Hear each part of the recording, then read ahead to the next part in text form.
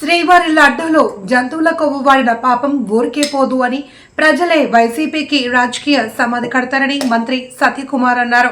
ప్రకాశం జిల్లా ఆయన మాట్లాడుతూ సొంత బాబాయిని గొడ్డలతో నరికి గుండెపోటు అని డ్రామాలు ఆడినప్పుడు జగన్ కు పాపం గుర్తురాలేదా అని ప్రశ్నించారు. ల్యాండ్ టైటిలింగ్ యాక్ట్ తెచ్చి పేదల భూములు అటవీ భూములు కాజేయాలి అని చూసింది వాస్తవం కాదని అన్నారు. సొంత డిస్టిలరీలో పెట్టుకుని కల్తీ మద్యంతో వేల మంది కిడ్నీలు లివర్లు చెడగొట్టిన చరిత్ర వైసీపీది అని, ప్రైవేట్ ఆసుపత్రిలో గర్భిణి మరణిస్తే ప్రభుత్వ ఆసుపత్రి అంటూ ఫేక్ ట్వీట్లు చేస్తారా అంటూ మండిపడ్డారు. తిరుపతి రుయా ఆసుపత్రి దగ్గర శవాలను మోసుకొచ్చి పడేసి శవరాజకీయాలు చేస్తుంది వైసీపీ అని ఆరోపించారు.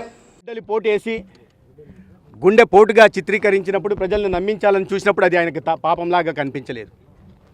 సొంత బాబాయ్ చెల్లెల మీదే ఈ హత్య, అంటే హతుడు ఎవరు ఉన్నారో హతుడి కుమార్తె మీదే తండ్రిని చంపిన నేరం మోపాలను చూసినప్పుడు ఆయనకు పాపం అనిపించలేదు.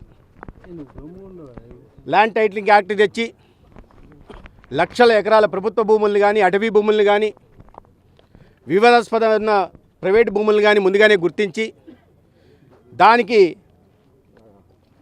తనకు అనుకూలంగా పనిచేసే రిటైర్డ్ అధికారులను నియమించి ఆస్తుల్ని కొట్టేయాలని చూసినప్పుడు జగన్మోహన్ రెడ్డి గారికి అది పాపంలాగా కనిపించలేదు. తన సొంత ఖజానా నింపుకోవడం కోసం ఒక నాణ్యత లేని మద్యాన్ని తయారు చేసి సొంత బ్రాండ్లను పెట్టి సొంత డిస్టిలరీలను పెట్టి లక్షల కోట్ల వ్యాపారం చేసి ఆ నాణ్యత లేని మద్యం తాగిన కారణంగా అనేక మంది అసూలు బాపిన విషయం కానీ, వేల మంది ఇవాళ కాలేయ వ్యాధితో కిడ్నీ వ్యాధితో బాధపడుతున్న విషయం కానీ ఆయనకు మహాపాపంగా కనిపించట్లేదు.